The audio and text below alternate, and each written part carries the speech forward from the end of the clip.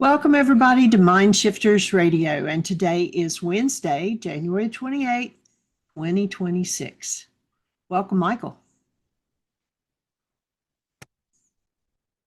Hello, Michael. Thank you, dear heart, and welcome, everybody. Delighted that you're here. I see a couple of new sets of initials here today, so I don't know who we've got with us, KK and PC, but welcome, whoever you are, and delighted and honored that you're here to participate and share this conversation about first century Aramaic forgiveness and all of the corollary tools that we've developed over the last 55 or so years. Delighted to be sharing it with you, and would look forward to any questions or thoughts you have. Does anyone have anything on your mind for today? Give us a start. Anita, welcome. Okay, A was Anita. Yay! I had called you yesterday. I saw late yesterday you had called me back, but we had already shut down phones, so my apology for that. Yeah, no, thank you for your call. Your voicemail didn't register until late last night, so I actually didn't see your your voicemail That's until after. strange. So I apologize for that. My phone does weird Technology. things. Yes, it was lost in the ethers. So how are you today? Yeah, great, thanks. Great. I'm just so excited that I actually have the time and space available to participate in the radio shows now. Glad you're here. That's Thank awesome. you. Yeah, yay. So anything you want to throw into the mix? Anything you want to bring up? Any questions, refinements, anything to share? Let's see.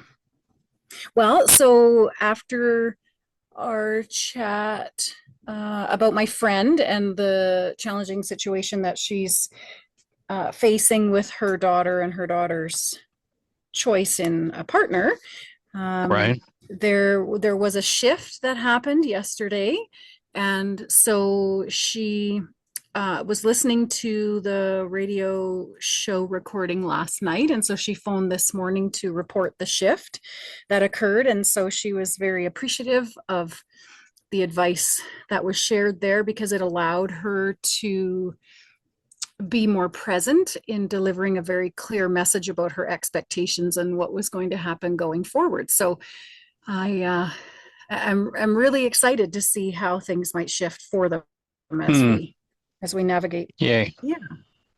Yeah. So thank you, everyone. Jeannie's book, One Healing Generations, One Breath at a Time, and extending this understanding one family at a time is awesome to be able to do and to facilitate those shifts. It's like, yeah, what a gift. What a gift. Truly. Yes. So thank you, everyone. Delighted. Anyone else have a thought for us today before we jump in to what we have in mind? KK said that they had never joined before and they just wanted to listen. And I said, okay. Well, glad you're here.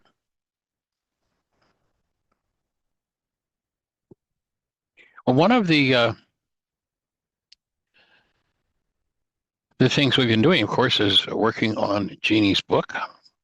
And Susan Bingham, who's helping Jeannie do the editing, and Jeannie and I have been working on getting a fuller definition of forgiveness. So I'd like to share what we ended up coming up with. I don't know, how many hours would you say are in this definition, Jeannie? 10 or 15? Yeah, we spent quite a bit on it yesterday and then redid some more this morning. So probably 10. Working on getting it down to the simplest common denominator that hopefully everyone can make sense of. So Aramaic, first century Aramaic forgiveness. And let me just get to the... So in the Aramaic language, the word forgive is Shabag, which translates to cancel.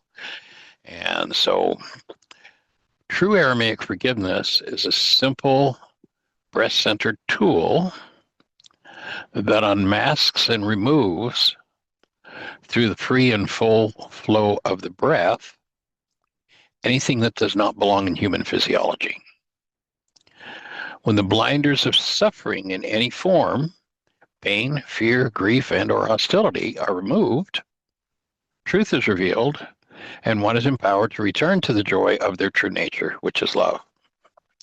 Forgiveness is not about pardoning another or oneself, as the Greek misinterpretations tell us we're obligated to do. The word that's been translated as forgiveness from the Aramaic language is shabag or shabak, which literally means to cancel.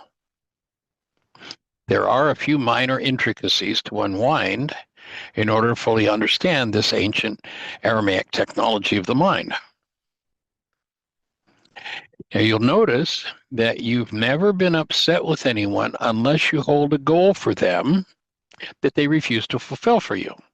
Have you ever noticed that? I mean, unless you're a generally miserable person, you're pretty happy with everybody as long as everybody's fulfilling your goals, right?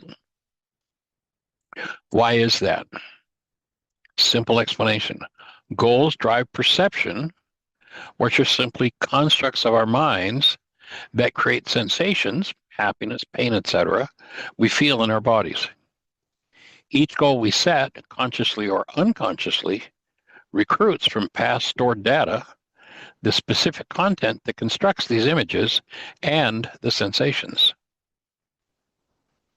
If corrupt data carrying unresolved pain is resonated into activity by a goal, the life-giving breath is hijacked. We tend to stop breathing.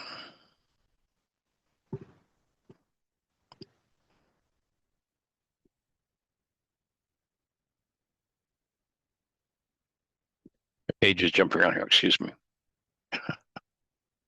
Breath held cuts off the flow of love, leaving one marinating in the sensations of distorted perception, fabricated from the activated corrupt data. Why? How does Aramaic forgiveness work?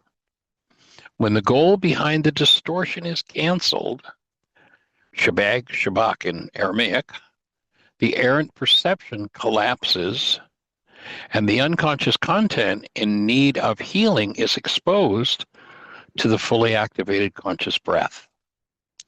Trauma exposed to flowing breath is dissolved. This is first century Aramaic forgiveness.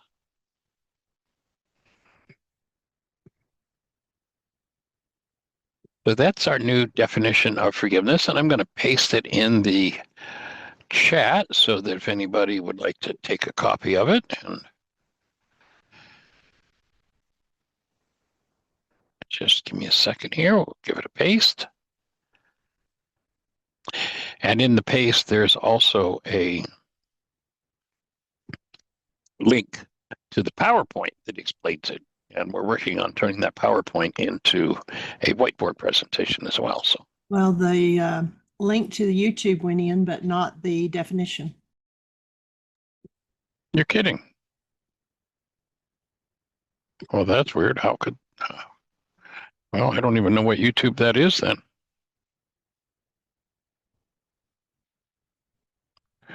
Okay, let's see what we got there. Try to make this up, but it didn't put the whole thing in. Technology. I guess it's got a limited space. So let me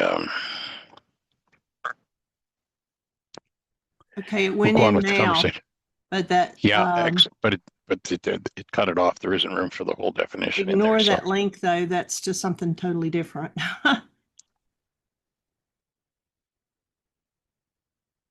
oh, that link goes to the PowerPoint. Crazy. Okay. Well, while we're talking, I'll find the cutoff point where it cut it, and I'll put it back in. But in the meantime, how's that definition strike everybody? Did that flow? Did that make sense?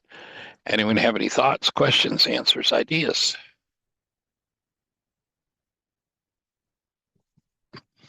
Not everybody at once, though, please.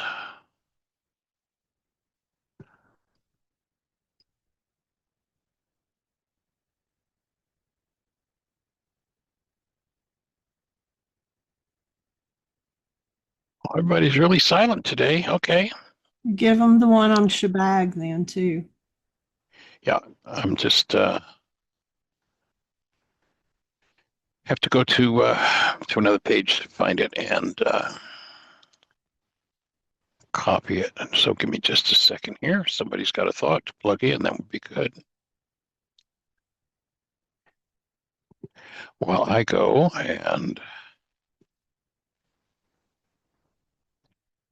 get the rest, have to paste or copy and paste it separately.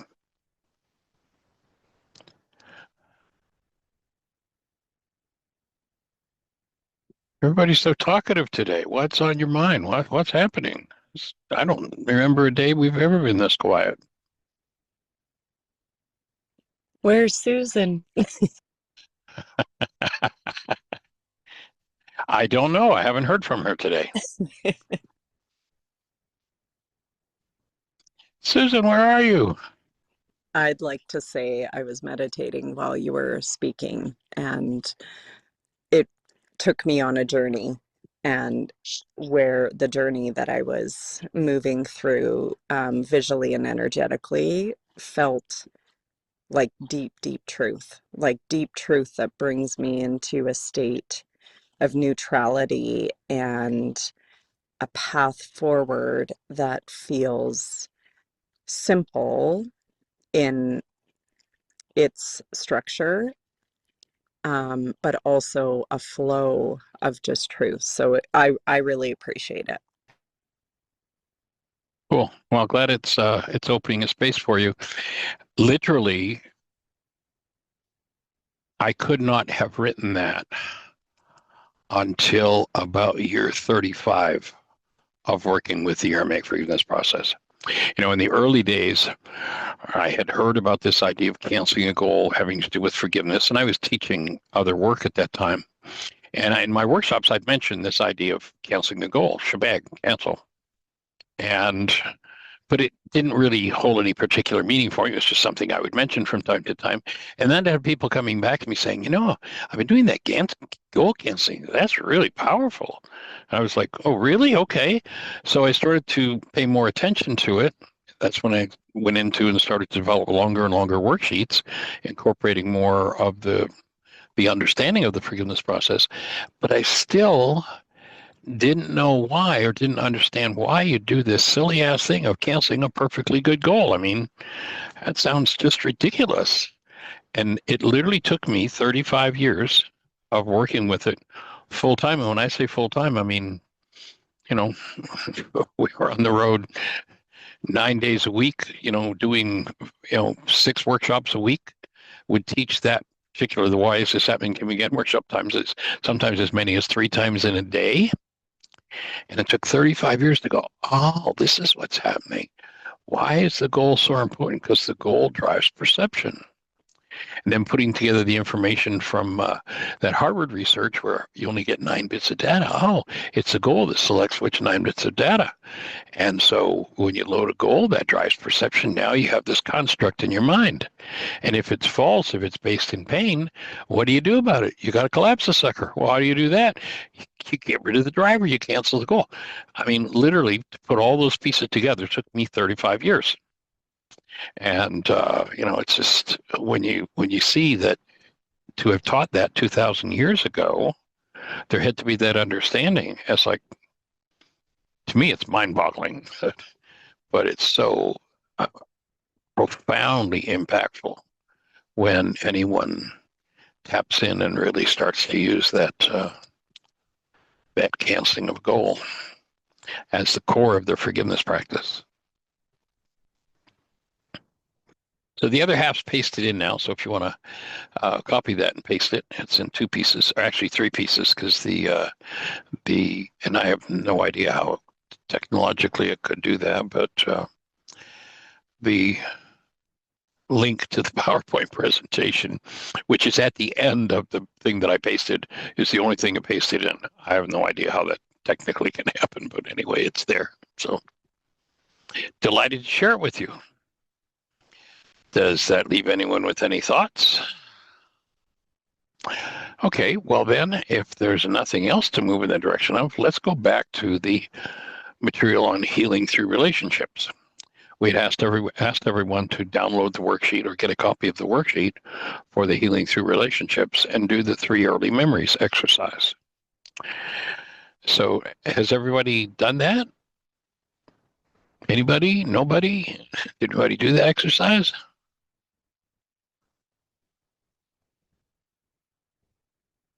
Again, don't everybody answer at once. You guys are so quiet. I Go didn't ahead. hear. That must have been on the radio show yesterday.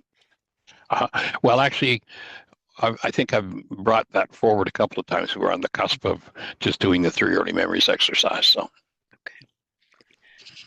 I know I did it before, and when I did it a few times before, each time brought such clarity that are hard to put into words, but what the patterns, the reoccurring, like the replicate patterns, right. through power person dynamics and also my responses to them. And I could very easily apply it to now. Cool. Yeah, once people have done the 3 early memories, remember, in the intensive we do then is invite people in. Now, take a conflict, and it's the exercise is 3 early memories of conflict. So take the conflict that's happened today and fill in a set of blanks. And virtually everybody, the answers are exactly the same as they were in the 3 early memories. And that's kind of one of the points of that exercise, is when you see that the pattern that was established perhaps at 4 or 5 or 10 years of age is still running your mind. Is the data that's still running the mind because the answers in the blanks are the same. Then you start realizing that all of the constructs in your mind, which we call reality, and we think when we look with our eyes that we're looking out there in the world, and there's nothing further from the truth. We cannot see anything with our eyes. Metaphorically, but almost literally, we could say that the realities generated by our minds are painted on the inside of our eyeballs. And they're painted, the data's massaged. If I've got this,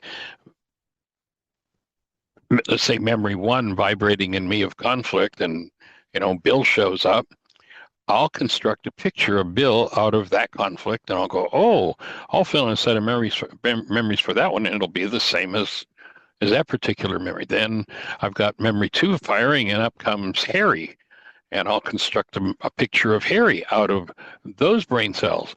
And that's why the pattern is the same, because I'm generating, as long as I'm living in my mind, as long as I'm living in carbon-based memory, I'm generating images that come from the data stored in my mind from the past.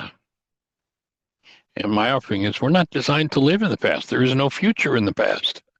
All there is more of the same. That's, of course, what led to me writing the book. Why is this happening to me again? Go ahead, Angela. Andrea, pardon me. So a question that comes up for me is, what has been revealing itself is this power person dynamic that is present with my dad. And my dad wasn't around. And I heard you say at one point, one of your power persons can be an absent person. Yes. Can you help me understand that and how to apply it here? Well, let's say I live in a little body, and of course I've got my mommy, and I'd love to have my daddy, but my daddy isn't there. So I have a goal to have a father present. And if I'm really in a state of stress, remember the power person dynamic is installed in the mind when the child is under stress. And so the implied message, like I'll share a story from an intensive. This goes back probably 37 or 38 years ago. It's a gentleman that came to an intensive at Heartland, and he just had hatred and rage for his father because his father left when he was very young. And he had come to, remember we talked about there's the active message from the power person, you're not good enough. Or there's a passive message from, observed behavior that the child makes up for themselves. I'm not good enough.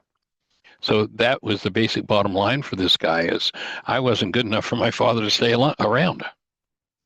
He did a lot of work in this intensive around his relationship with his dad, whom he had had no contact with. I don't remember what age he was. He might have been early 30s or late 30s, something in that range. And he'd never spoken to his father, never had any contact with his father. He was just so enraged. And after the intensive, and he was able to process and deal with some of that rage, he went looking for and found his dad. And his dad said, son, I had such a hellish childhood, and I was so violent that I knew I would destroy you if I stayed around. I'm sorry for not being there, but I didn't want to destroy you. So I left. And it was like all of a sudden, for this guy, it was like, oh my God, the most powerful gift my father could have given me was to leave. But the power person message he took on for himself it was about him. He wasn't good enough. And the reason his father left was because he knew he'd destroy him. So, what's the content of our minds? What's the content of our genes? What's our family history? And the mind is going, whatever's happening, the good, the bad, and the ugly, the mind is going to make a reality up for it, depending on the content that's moving in the mind.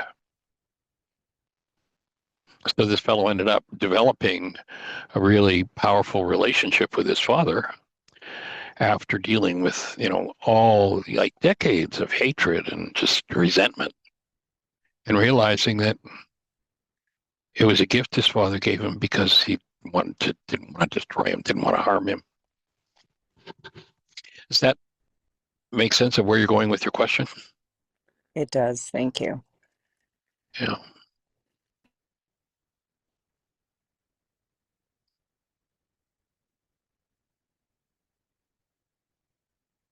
Just, if the world could simply get one idea, I'm not looking out through my eyes at anything. My mind is generating the world that I see, the sensations I experience. And if I don't like them, then rather than pretending that I'm looking out there and that the problem is out there, I now have the ability to come back in here where the problem really is and where I can free myself of those internal dynamics, which are usually generational. You go back to the ancient scriptures, and people think they're about theology and they're about religion. They're not. They're about how life works. So you hear the statement made there: "Look to the lives of the fathers, for ours are but a shadow of theirs upon the earth." Most people are just playing out the realities that were passed on through the genes and through the environmental reinforcement based on realities generated out of those genes. And so we tend to just keep the ball going. When I realize that the pictures that are generated by my mind are internal to me, and the sensations that accompany them are sensations that are there as a result of the energy that's stored in my physiology. And if the sensation is some sort of pain or trauma in my physiology or my emotional body, that I can go in and remove those sensations. I can go in by removing those energetic patterns. And as I do that, then I start to go back to, or I have the ability to begin to go back to, the truth of who I am. One of the first questions that Jeanie and I ask in the "Why is this happening to me again" workshop when we travel and do it, or when we used to travel and do it, was, how many have ever held a newborn child? And then we ask people to describe the essence of the newborn. And we've done this all over the globe. I mean, I don't know how many different countries, how many different cultures. And the answer, if people describe the newborn, is always the same. It's sweetness, it's purity, it's beauty, it's the presence of love. And to me, to get the idea to come to the point where I can empty my mind of enough generational trauma to let that idea in. Oh, the truth about me. Yeah, I've been loaded up with all these generational realities, all these conclusions. The truth about me is I am the presence of love. And that's the truth about anybody that you look at. That's why there's that idea in the worksheet of when I choose love, it wakes up to love in everyone. No matter how traumatized somebody is, behind that is the active presence of love. If I have a middle C tuning fork in my right hand, and I take a second middle C tuning fork and I hit it on the desk, and I put it in front of that first tuning fork that was standing still, that first tuning fork has no choice but to start to vibrate. Through resonance, the energy of that one that I hit on the desk is going to transfer an energy to the second tuning fork, and that second tuning fork is going to start to move. If I can be in a space where I'm committed enough to hold to the presence of love, that I'm like the tuning fork that's been hit on the desk. If there's this person in front of me with all this rage and guilt and fear and drama and trauma, and I can stand centered deeply enough and hold that space, sooner or later, that presence of love, that tuning fork, that resonance transfer of energy is going to happen. And things shift. And of course, if you then add in the forgiveness process to that whole dynamic, then the forgiveness weakens the hostility and fear-based responses, which opens a space for the love-based response to come through sooner and more powerfully.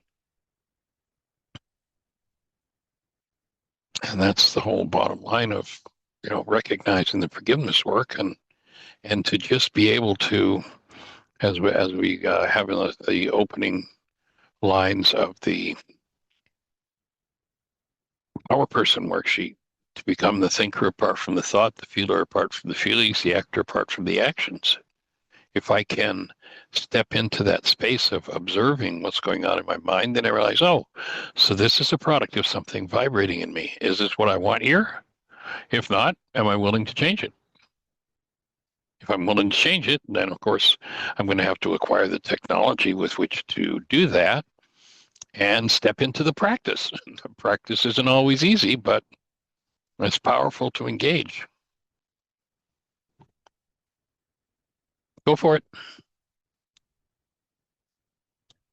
Yeah, this is bringing a lot of context to what I've been working through. Was I could see really clearly how I was manifesting in my own mind, in my own meditation space, and it's this full body feeling. And I'm like, I've been single a long time. I want to manifest this. And I start generating ideas of what it is that I want to call in for a relationship. And then it showed up a few days later, this person. And I love how you say, like, we're making the script, we're making the images in our mind. And this figure shows up, this player shows up, Right. and I'm observing it, and I'm like, wow, he's presented as very anxious, and I make so much money, and I'm going to buy you this, and I'm going to do this, and I'm not going to buy this Corvette, and we're going to go traveling. And we just met. And Right. I'm able to stay very observant, and I'm just giggling like, oh, Andrea, interesting creation. Okay. So this is showing up as your, very similar to your previous partner. But this time, instead of taking it personally, and I'm so bad and I keep doing this, and, like how you turn those power person dynamics on yourself, I went into curiosity and just thought, okay, let's play this forward. Let's see, what is this showing me? What is this helping me find? And then I got into this deep processing around my dad, who maybe showed up once a year, that, would buy all these things. And it was very fast and kind of hyper. We're going traveling here and there, and not grounded and stable. And so I'm processing through and feeling this burning in my tissues and my torso of it just moving through and using my breath. And then, you know, on Sunday when my mom joined our call afterwards, you know, I love how the universe works, and she's sharing, it's like me coming to me saying, here's where this comes from, honey. And she's explaining my father, my grandfather, my other grandfather, and so on, and how they didn't keep jobs, and, you know, just many different iterations of this very anxious presenting, without presence, without stability, um, different ways that it showed up. And so this week I got to really breathe and let it move through my body without attaching or taking it personally, recognizing I made this up in my mind so that I can find these parts. And then coming to this space this morning of starting to really cancel the goals of feeling that I need a man for survival, that I need a man who makes a lot of money, that I need these things, that these unhealed ancestral patterns are actually attached to these goals. And as I've been collapsing them, feeling the move down the layers, getting to this empowered state that no matter what, I'm okay. And anything that comes in my reality is just helping me find these parts that really want to be brought to the light of love. And this space of peace that I can let that move through me and also not engage in it. I don't need to, because I was invited to go to Vancouver and do this whole weekend. And I'm like, I don't want to. I don't need to re-experience it. But I'm feeling called to let it just move through my body so that I can witness this masculine aspect that shows up very wounded, very anxious, feeling their only worth is through money and more to discover.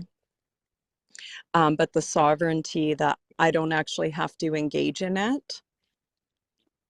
And so when this also shows up after sharing that, I now want to have a conversation with this image that I've made up in my own mind with compassion and say that I don't even know what this engagement isn't actually what I desire. But how do I, so now that I've recognized it to that part, Dr. Ryce, how do I engage with the image I made up in my mind from a state of love to communicate that I don't actually want to move forward with an engagement in a relationship? Okay, so I heard two conflicting ideas. I'm not sure which one is true. The last one, I don't want to engage in a relationship. And you started out the conversation with, I want to create a relationship, was my understanding. So I don't want to engage in a relationship in these dynamics. Okay, cool. But I do So, want a relationship that's right, based in stability and presence got it. and whatnot.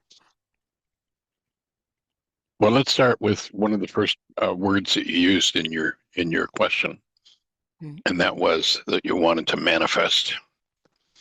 The word manifest in Aramaic does not mean I'm going to, I decided I want a new car, so I'm going to manifest a new car. The word manifest means obvious. What energies are obvious in me are the energy, when I think about somebody or something, are the energies that are going to tend to draw somebody to me. So if my power person dynamic, it's obvious that from my relationship with Dad, that men are blah, blah, blah, fickle, they, think the money is the only value, all of those dynamics. So the idea there would be if you want to create a different style of relationship, because relationship is based in resonance, then you want to go in and start to forgive those dynamics in you, i.e., perhaps do some worksheets around and start with the mind shifter like, any man who would be attracted to me can have wealth, but his value is he recognizes in himself is from his being. So using something like that as a mind shifter and starting to clear out this thing of, well, all men are, money driven, or think their value or their worth or their identity comes from money.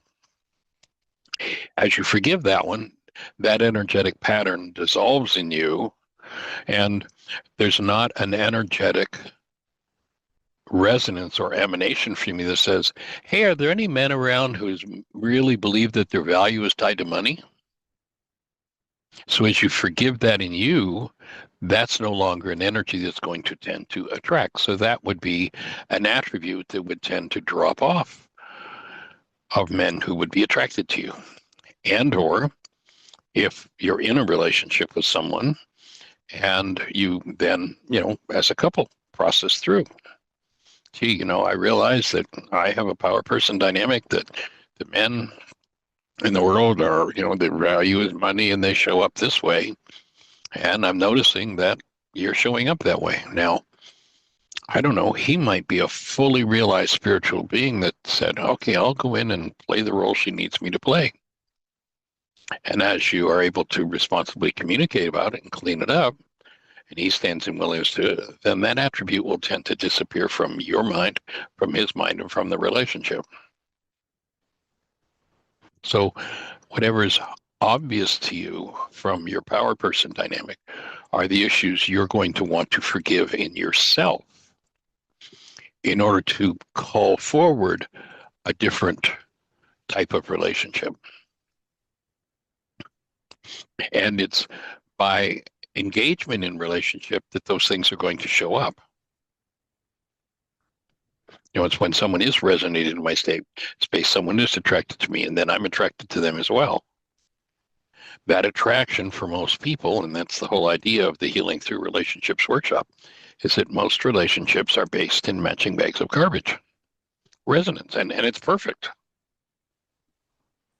Because if we create a relationship based in matching bags of garbage, then each of us is going to get the opportunity to look at what we need to do.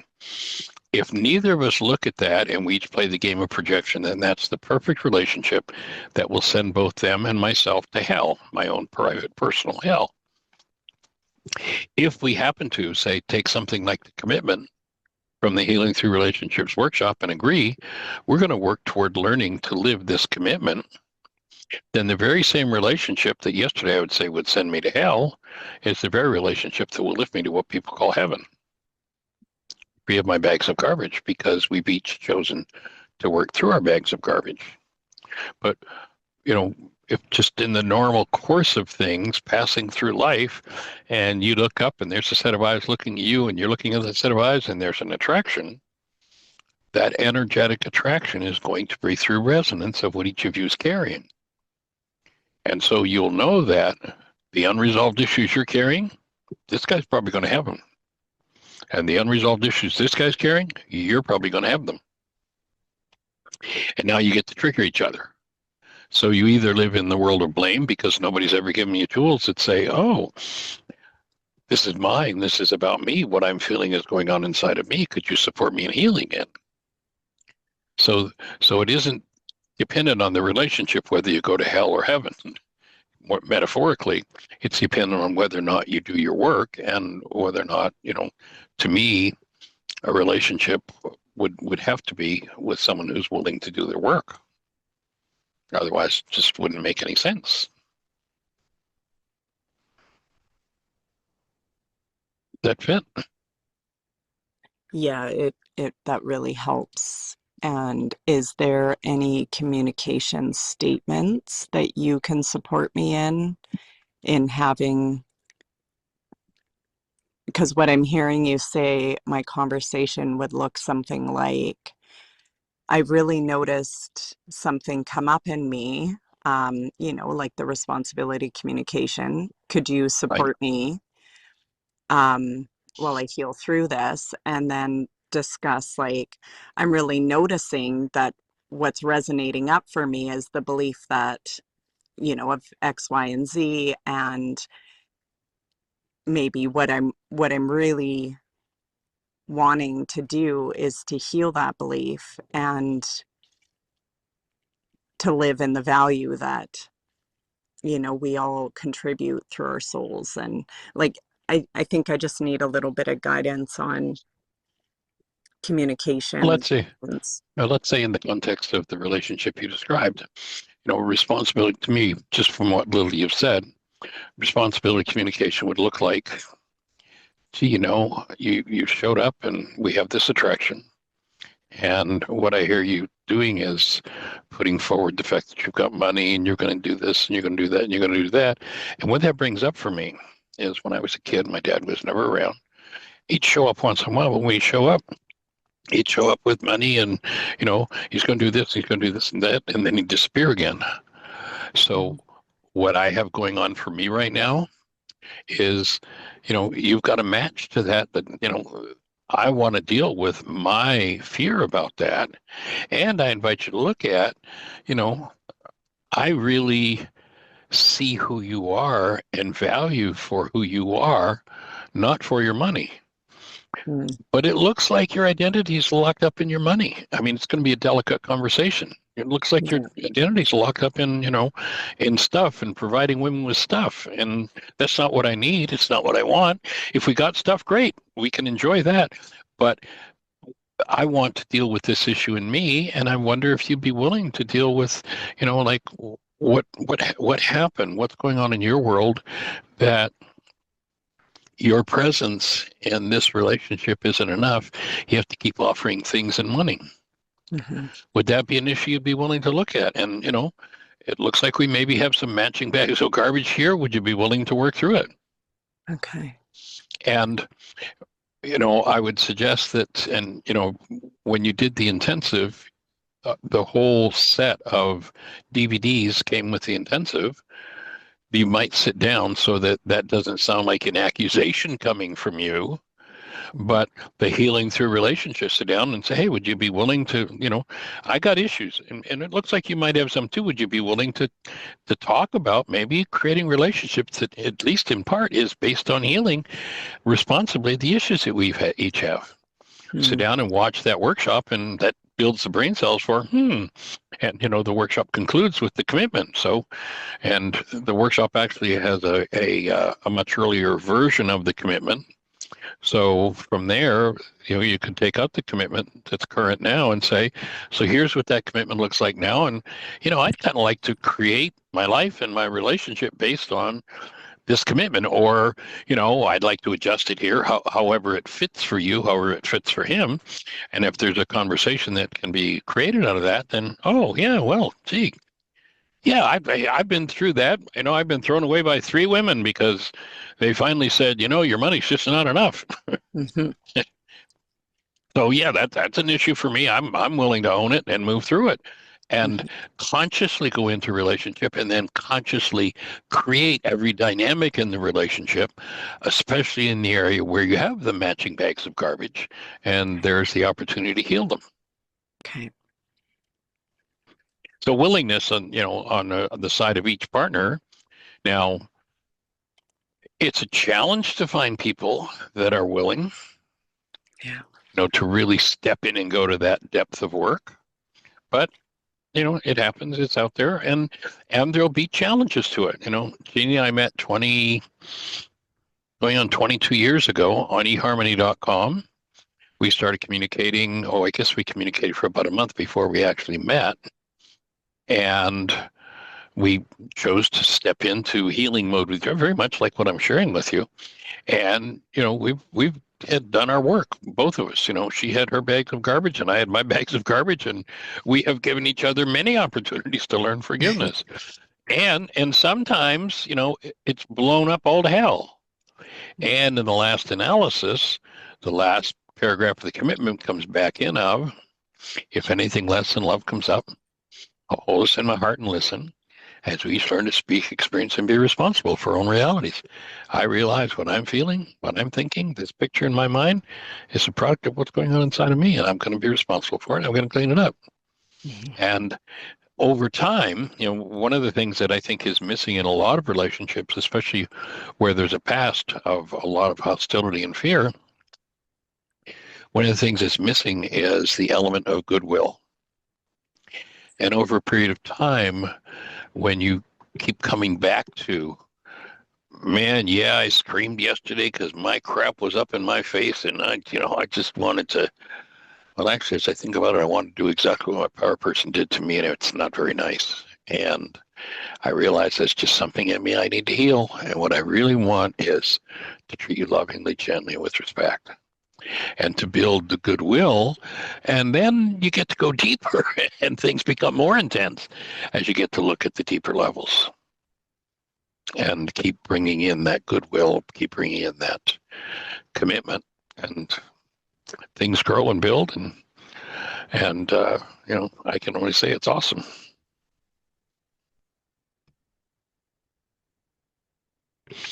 Does that fit? Does that make sense? It's beautiful. It feels crystal clear. Thank you. And we, probably the most dramatic example with that particular workshop, and when I say that's an early commitment, an early version of the workshop, we haven't changed that one from, geez, I don't even know. I was in a previous marriage, but the way that particular workshop came together was so powerful that we've maintained that particular workshop. And I think about one couple, they were up in Lansing, Michigan, and they had 2 kids. They'd done some of this work, but they're like, I'm out of here. She had done several workshops, and he kind of dabbled in it, but didn't really get engaged at that point. And they, had the final big fight, and she contacted me, said, we both literally had our bags packed, and we were getting ready to walk out of the house, shut it down, and it was over. And she said, I suggested that we sit down and watch the Healing Through Relationship workshop before we do that we, honor the years we've had together, honor each other enough at least to do that. And we did. We unpacked our bags, and we're like on our second honeymoon. And unfortunately, it was about, 5 or 6 years later that he passed away. But until the point where he passed away, they were just rocking and having a blast together from the point where they had their bags packed. But it's work. It's, taking the tools and putting to work.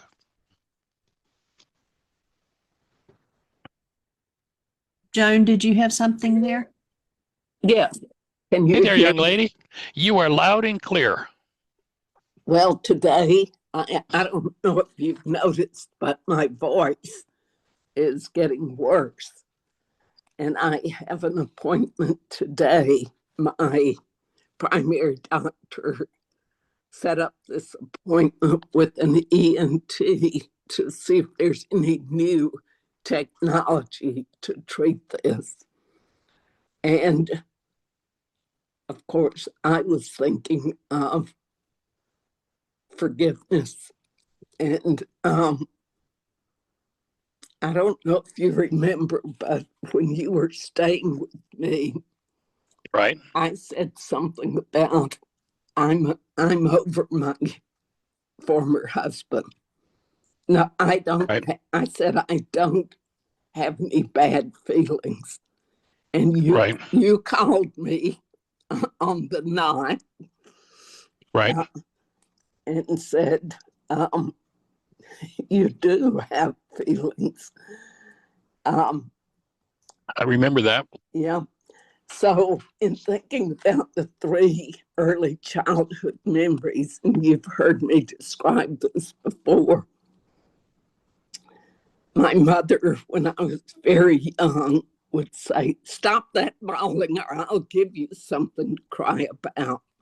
Oh, yeah. I used to get that one too. And then Like, I'm already crying. I have something to cry for. Thank you.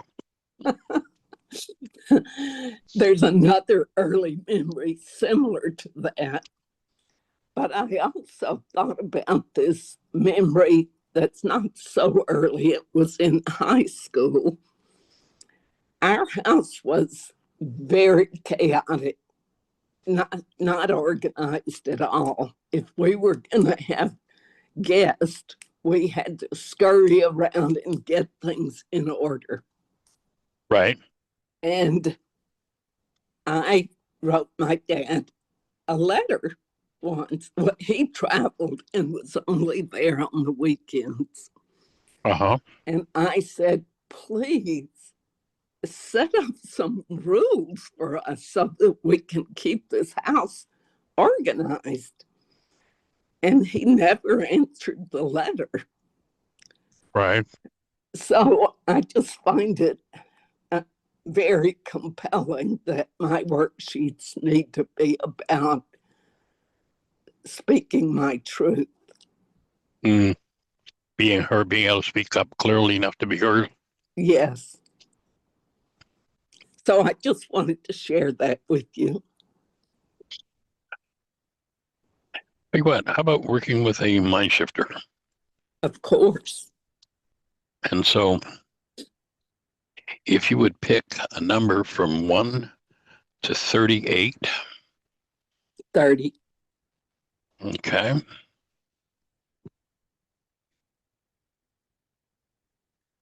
I'm just looking at my mind shifters here. And then a number from 1 to 13. 7. Okay. Let's see what you picked. Section 30.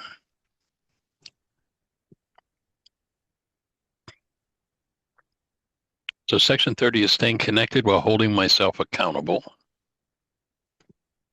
And number 7 is when in upset, comma, I easily heal,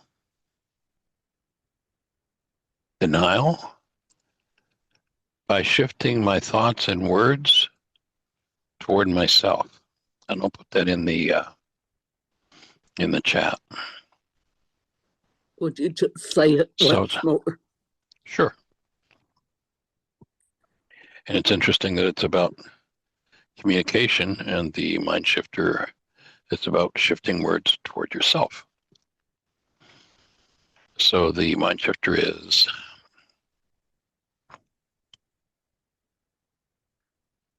when in upset, I easily heal denial by shifting my words and thoughts toward myself. And it's from the section staying connected while holding myself accountable. Okay, I got it. So what does that resonate for you just off the bat?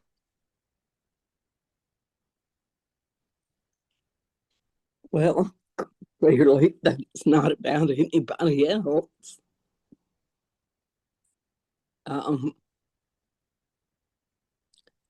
But I don't know where this comes from, but that there's a goal that I need to release. Well, I find it interesting of all the, I forget how many, we've got, basically the reason I use that numbering system, we've got 38 sections of mind shifters, each with 13 mind shifters in it. So I don't know what the mathematical numbers are. What are the chances of you picking a mind shifter that has to do with pointing the words toward yourself? Right. So I'd say that's probably a core issue, that as you sit and write, and I'd say with this being as important as it is, I'd set aside myself an afternoon or a full morning. The phone is off. I'm totally focused 3, 4, 5 hours and just write that mind shifter. Remember how the mind shifter is done? Yes. Okay. For anybody that's listening, the mind shifter tool is a tool we've developed, and the idea is to find a thought that resonates something that will show me what's going on in my unconscious. That tuning fork idea. If I put a tuning fork that I've hit on the desk near a second Mississippi tuning fork, that second tuning fork starts to vibrate. If there's something in my unconscious that's affecting my physiology or my creative process, if I can find the right frequency, a mind shifter, to pull that up. And so the way that you use it is that you take the mind shifter, write it on the left-hand side of the page, and then write everything that comes up in response to it on the right. So I'd suggest that it's so, precise on turning words toward yourself that you really take yourself a giant chunk of time, and you may find yourself coming out of there with vocal cords alleviated of their load. Okay. Thank you. That's the space I hold for you. Yes. Thank you. Do you hear the difference in your voice already? Yes. I do. I hear it already. It's like Yes. your voice has already shifted. Yes. It has. It clearly has, like night and day. Cool. Well, it'll be interesting to hear what comes up as you work on and write that mind shifter. Thank you. Delighted and honored, young lady. Appreciate you. And if anyone else would like to pick two numbers, if you'd like to pick a mind shifter, the first number you pick from the grouping 1 to 38, and then the second number from 1 to 13. So the first number tells me what section to go to. The second number tells me which particular mind shifter in that section. So anybody that's listening, if you want to just hit your mute button and tell us what your two numbers are, we'll give you a mind shifter, and who knows what will happen as a result of it. If you'd like to do that, you're certainly welcome to. Harry Or Bowling you says can- 1212. 1212. Okay, let's see what 1212 is, Terry. 12.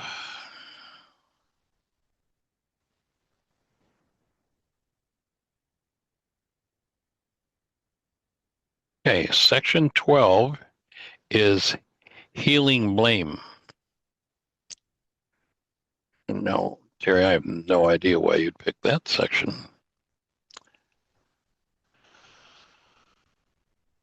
And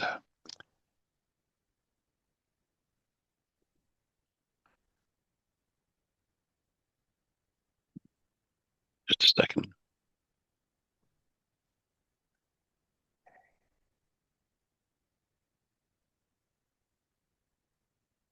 And number 12 in that, there's a problem with my numbering system, so it's a little crazy, so I had to count through it. But so the mind shifter is I am innocent.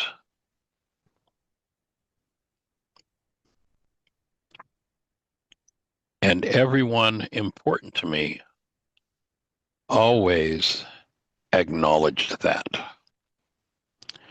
I am innocent, and everyone important to me has always acknowledged that. And I'll put it in the chat. That resonate anything in particular for you, Terry? Absolutely. Yeah. No, really? Yeah. All right. Yeah, So holding I just love- you in a blessing and innocence, my friend. Yeah. The mind shifter is just one of my most favorite exercises. So thank you. All right. Cool.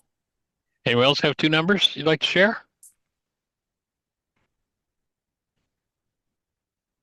All right. Well, thank you all for joining us, holding the space for you to have the best.